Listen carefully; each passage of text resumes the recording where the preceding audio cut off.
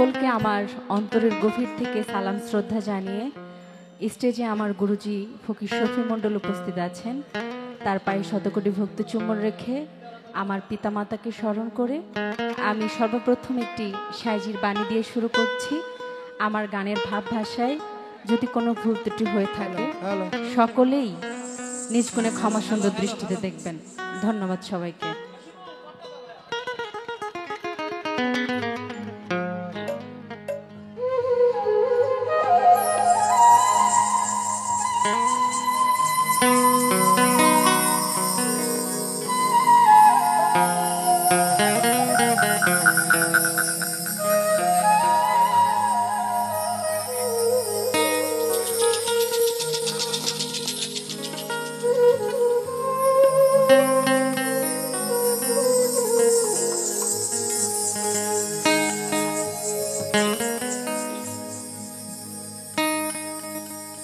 তুমি দাতা শিরোমণি,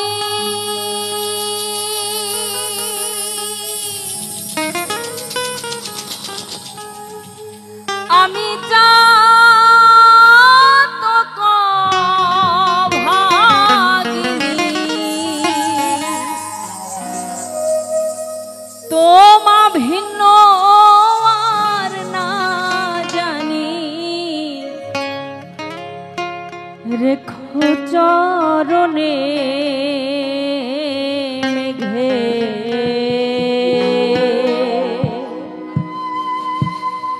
বরিশন বিনে। সাধকরা এখানে উপস্থিত আছেন।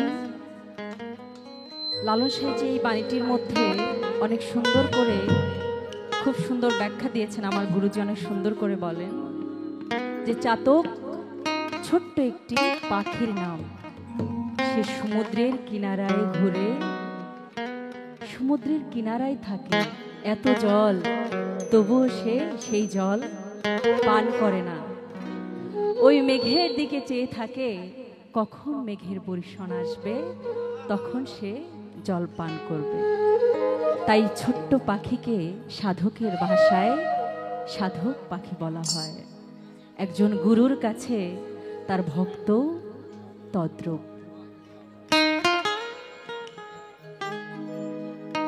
চাত বাজে কেমনে মেঘে বরিশন বিনে, চাত বাজে কেমনে মেঘে বরিশন বিনে।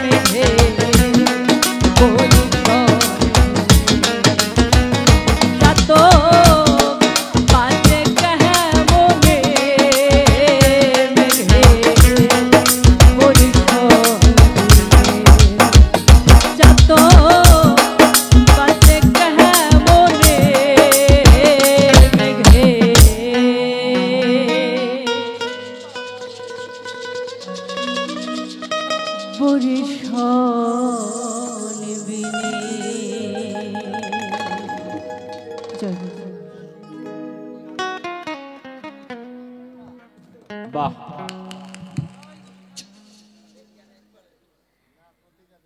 আমার শ্রদ্ধেয় ফারুক ভাই, উনি আমার খুব আত্মার মানুষ। তো যখন উনি আমাকে বলেছে, উনি এত বড় একটা কথা বলেছে যখন আমাকে দাওয়াতটা করে, তো আমি বলছি যে আমি খুব খুশি হয়েছি যে আপনি আমাকে মনে রেখেছেন। তো বলছে যে যদি খিচুড়িও রান্না করি, একটা ডালও যদি তার মধ্যে ফেলি, তাও তুমি পাবা। তো এর থেকে মানে আর ভালোবাসার আর কোনো কিছু মনে হয় থাকে না। কারণ তাদের কোনো কিছু যদি হয় তাহলে অবশ্যই আমাকে ডাকে, একদম নিজের পরিবারের মতো মনে করে, আত্মার মানুষের মতো মনে করে, খুব কাছের, খুব স্নেহ করে। তো আপনারাও আপনাদের দোয়ায় ভালোবাসায় আমাকে রাখবেন।